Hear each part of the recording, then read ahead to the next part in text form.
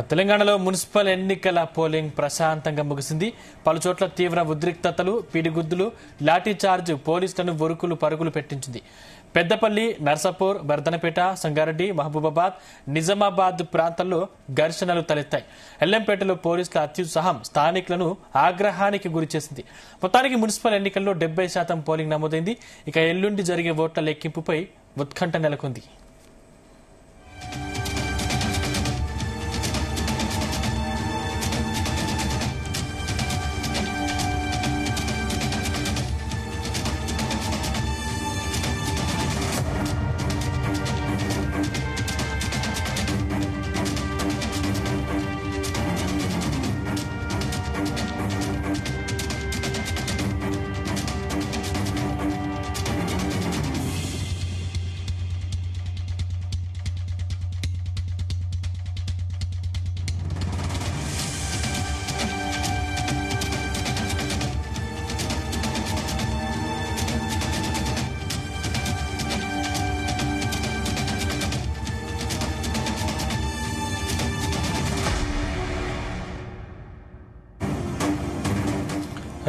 తెలంగాణలో మున్సిపల్ ఎన్నికల పోలింగ్ ప్రశాంతంగా ముగిసింది. పలుచోట్ల తీవ్ర ఉద్రిక్తతలు, పిడిగుద్దులు, లాఠీ చార్జ్ పోలీసులను ఉరుకులు పరుగులు పెట్టించింది.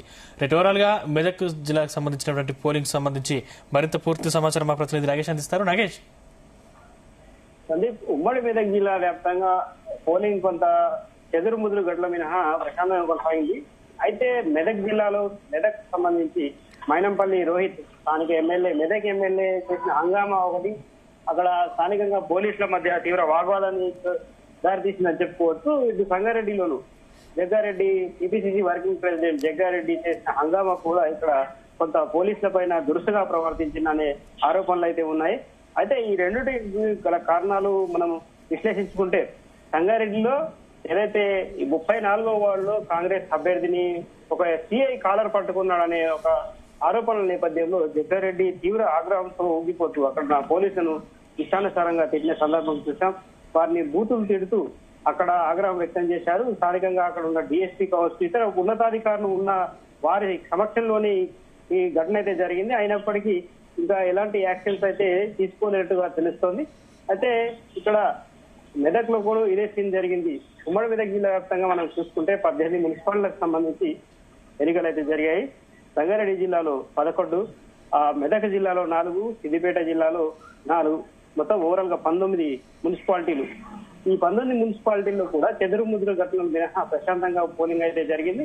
అయితే పోలింగ్ కు సంబంధించి మనం కొన్ని విశ్లేషించుకుంటే ఓవరాల్ గా ఇప్పటికైతే 65 నుంచి 70% పోలింగ్ నమోదైనట్టుగా తెలిసింది. అధికారికంగా కొద్దిసేపట్లోనే దీనికి సంబంధించిన వివరాలు అయితే ప్రకటిస్తారు. అయితే మనం ఇక్కడ ఎన్నికల సరళిని పరిశీలిస్తే ఉదయం మందకొడిగా సాగిన పోలింగ్ మధ్యాహ్నానికి కొద్దిగా పుంజుకుందని చెప్పుకోవచ్చు. సాయంత్రానికి మరింతగా ఎక్కువైంది. ఇది టౌన్ ఏరియాలో జరిగే పోలింగ్ కాబట్టి సాయంత్రం సమయంలోనే ఎక్కువ మంది ఓటింగ్ లో అయితే పాల్గొన్నారు. పార్టీల వారీగా చూసుకుంటే సంగారెడ్డిలో మనకు 38 వార్డులు ఉన్నాయి. సంగారెడ్డి మున్సిపాలిటీలో ఈ 38 వార్డుల్లోనూ ఎక్కువ స్థాయిలో కాంగ్రెస్, బీఆర్ఎస్ మధ్య పోటీ అయితే నెలకొందని చెప్పుకోవచ్చు. మొదటి నుంచి కూడా వార్డుల వారీగా 2 పార్టీలకు సంబంధించిన అభ్యర్థులు, ముఖ్య నాయకులు సమీక్షలు నిర్వహిస్తూ అక్కడ ప్రజలతో సమాలోచన చేశారు. అయితే ఇక్కడ ఉన్న 38 వార్డుల్లో కాంగ్రెస్ పార్టీకి దాదాపు 12 నుంచి 13 వార్డులు రావచ్చు అనేది ఒక అంచనా ఉంది.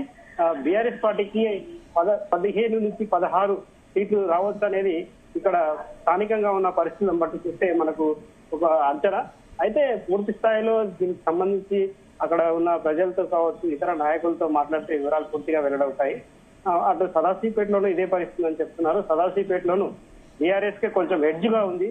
ఆ కాంగ్రెస్ పార్టీలో ఉన్న నాయకులు అయితే గతంలో ఉన్న నాయకులకు ఇప్పుడు కొంత సఖ్యత లేకపోవడం, తర్వాత సిట్టింగ్లకు కొన్ని ఏరియాలో సీట్లు ఇవ్వకపోవడం కూడా కాంగ్రెస్ పార్టీకి మైనస్ గా చెప్తున్నారు. ఇంకోటి జహీరాబాద్ విషయానికి వస్తే, జహీరాబాద్ లో పెద్ద మున్సిపాలిటీ, అది కూడా అక్కడ 37 వార్డులు ఉంటాయి.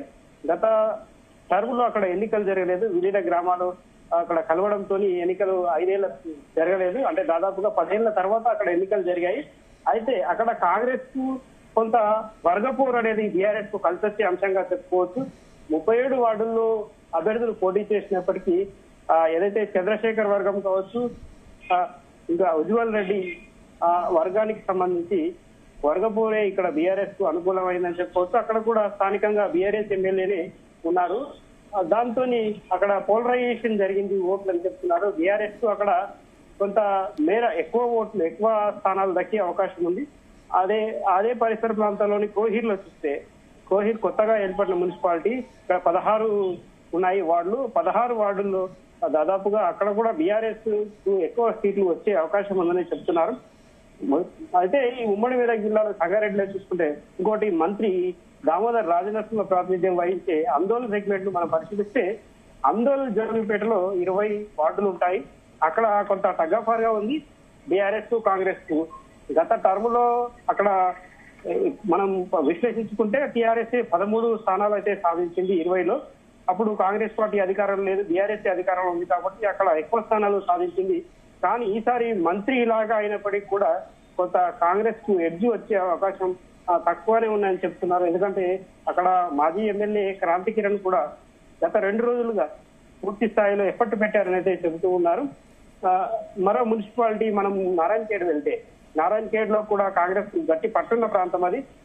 ఒకవైపు ఎంపీ సురేష్ శెట్కర్, ఎమ్మెల్యే సంజీవరెడ్డి అక్కడ ప్రాతినిధ్యం వహిస్తున్నారు. అయినప్పటికీ మాజీ ఎమ్మెల్యే బీఆర్ఎస్ ఉండడం ఒకటి, స్థానికంగా ఉన్న సమస్యల పట్ల నాయకుల్లో స్పందన తక్కువ స్థాయిలో ఉందనేది అక్కడున్న ప్రజల వాదన. ముఖ్యంగా అది వెనుకబడిన ప్రాంతం, ప్లస్ అది జిల్లా కేంద్రానికి 100 కిలోమీటర్ల దూరంలో ఉండడంతో కొంత బీఆర్ఎస్ కు కాంగ్రెస్ కు పోటీ అయితే ఎక్కువ స్థాయిలో ఉంది. అక్కడైతే కొంత కాంగ్రెస్ ఈసారి కొంచెం గడ్డు పరిస్థితులు ఎదుర్కోవచ్చు. స్థానికంగా 2 నాయకులు ఉన్నప్పటికీ బీఆర్ఎస్ వాళ్ళు చాలా పెద్ద ఎత్తున ప్రచారం చేయడం, తర్వాత ప్రజల్లోకి సమస్యలు తీసుకెళ్లడంలో కొంత సక్సెస్ అయ్యారని చెబుతూ ఉన్నారు. అయితే ఈ పటాన్చేరు సెగ్మెంట్ తీసుకుంటే పటాన్చేరులో 5 కొత్త మున్సిపాలిటీలు ఏర్పడ్డాయి. ఇస్నాపూర్, గుమ్మడిదల, గడ్డపోతారం. ఈ 5 మున్సిపాలిటీలోనూ అంటే తొలిసారిగా జరుగుతున్న ఎన్నికలు ఇవి. ఇంద్రేశ్వర్లో 18 వార్డులు, ఇస్నాపూర్ లో 26 వార్డులు, జిన్నారంలో 20, గుమ్మడిదలలో 22, గడ్డపోతారంలో 18 వార్డులు. అంటే మొత్తం దాదాపుగా 104 వార్డులు ఉన్నాయి. అంటే రాష్ట్రంలోనే ఎక్కువ వార్డులు ఉన్న నియోజకవర్గంగా ఇది చెప్పుకోవచ్చు. ఇక్కడ కూడా బీఆర్ఎస్ కు కాంగ్రెస్ కు మధ్య పోటీ తీవ్రంగా ఉంది. ఒక్కొక్క మున్సిపాలిటీని మనం విశ్లేషించుకుంటే ఇస్నాపూర్ లో 26 వార్డులు ఉండగా అక్కడ పెద్ద ఎత్తున కాంగ్రెస్ మంచి అనుకూల పరిస్థితి అయితే స్థానికంగా ప్రజల నుంచి వచ్చిన వాదనగా తెలుస్తుంది. ఎందుకంటే స్థానికంగా ఉన్న నాయకుడు ఎవరైతే నీలం మధు ఉన్నారో ఆయన గతంలో ఎంపీగా పోటీ చేశారు, ఎమ్మెల్యేగా పోటీ చేశారు. స్థానికంగా ఆయనకు క్యాడర్ సొంతంగా ఉంది. అది ఆ పార్టీలకు అతీతంగా ఉన్న క్యాడర్ కాబట్టి కాంగ్రెస్ కు కొంత అనుకూలంగా ఉన్నది ఇస్నాపూర్ మున్సిపాలిటీ అని చెప్తున్నారు. ఇంద్రేశ్వర్ విషయానికి వస్తే ఇంద్రేశ్వర్లో 18 వార్డులు ఉండగా 2 పార్టీల మధ్య తీవ్ర పోటీ ఉంది. అటు కొంత గూడెం మైపాల్ రెడ్డి వర్గీయులు కొంతమంది పోటీ చేశారు, ఇటు కాటా శ్రీనివాస్ గౌడ్ వర్గీయులు పోటీ చేశారు. కాబట్టి రెండుటి మధ్య పోటీ ఉంటుందని అయితే చెప్తున్నారు. జిన్నారంలో కూడా కాంగ్రెస్ బీఆర్ఎస్ మధ్య ఎక్కువ పోటీ ఉంది. తగ్గఫారు వారు గుమ్మడిదల్లో అయితే కొంత కాంగ్రెస్ కు అనుకూలంగా ఉందని మనకు స్థానికంగా వచ్చిన రిపోర్ట్ ద్వారా తెలిసింది. గడ్డపోతారంలో అయితే బీఆర్ఎస్ కు కొంత ఎడ్జ్ ఉందని అక్కడ ఉన్న ప్రజల వాదన. ఇక మెదక్ జిల్లా విషయానికి వస్తే మెదక్లో 31 వార్డులు, రామాయంపేటలో 12 వార్డులు, తూప్రాన్లో 16, నర్సాపూర్ లో 15 వార్డులు, మొత్తం 74 వార్డులలో ఇక్కడ ఎన్నికలు జరిగాయి. ఇక్కడ మెదక్ విషయాన్ని పరిశీలిస్తే మెదక్ 31 వార్డులలో తగఫార్ వారుగా ఉంది.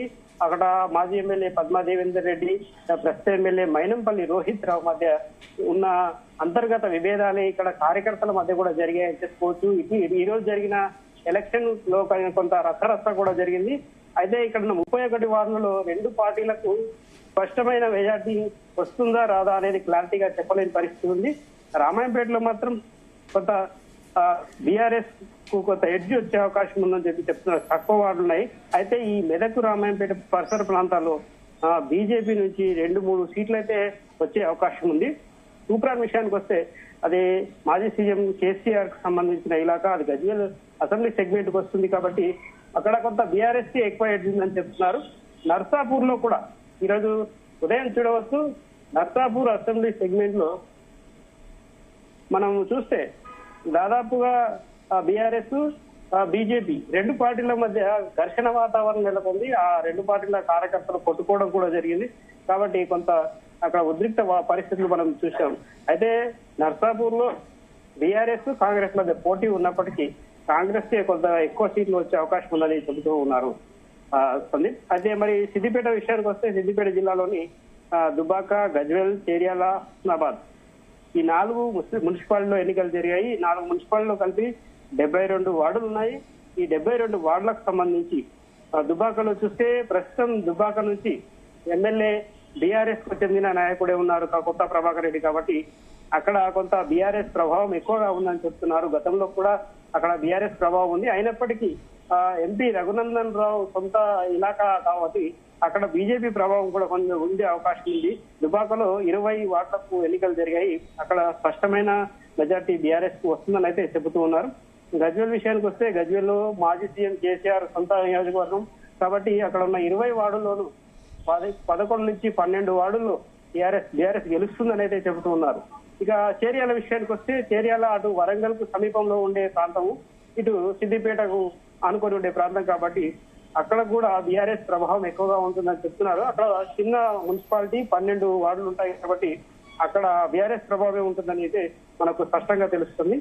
హుస్నాబాద్ విషయానికి వస్తే హుస్నాబాద్ లో 20 వార్డులు ఉన్నాయి. ఇది పొన్నం ప్రభాకర్ తరచూ వస్తూ వెళ్తూ ఉన్నారు కాబట్టి ఇక్కడ కాంగ్రెస్ ప్రభావం ఎక్కువగా ఉంది కాబట్టి కాంగ్రెస్ కొంత ఎక్కువ సీట్లు సాధించవచ్చు అని అయితే తెలుస్తుంది.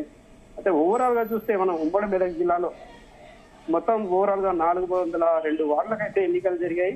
ఇక్కడ బీఆర్ఎస్ కు కాంగ్రెస్ కు చాలా చోట్ల పోటాపోటీగా ఉంది. ఎక్కువ స్థానాల్లో ఎడ్జ్ కొంత బీఆర్ఎస్ కు ఉండడం అనేది ప్రస్తుతానికి ఉన్న పోలింగ్ సరళిని బట్టి తెలుస్తోంది. అయితే దీన్ని కొంత ఓటర్లు ఏ విధంగా మనోభావం ఏ విధంగా మనకు ఫలితాల్లో తేలబోతుంది. Right, thanks Nagesh.